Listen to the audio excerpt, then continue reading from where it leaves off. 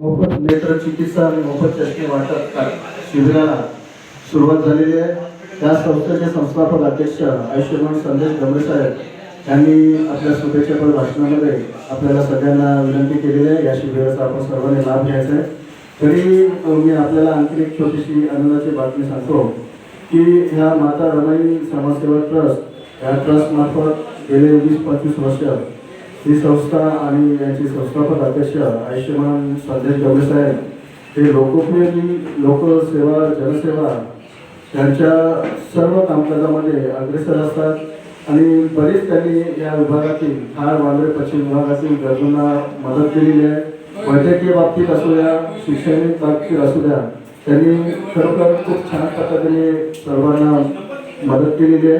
त्यांचा उद्दिष्ट खूप छान आहे आणि म्हणून या विभागामध्ये ते कार्यरत आहेत।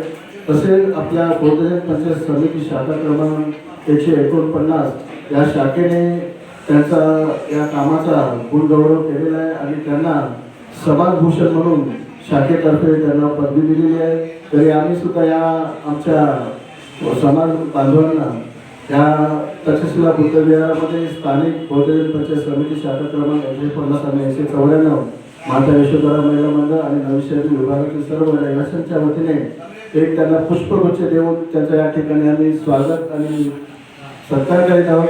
कृपया आयुष्यमान संदेश गमरे साहेब यांनी विहारात यावं अशी मी त्यांना विनंती करतोय।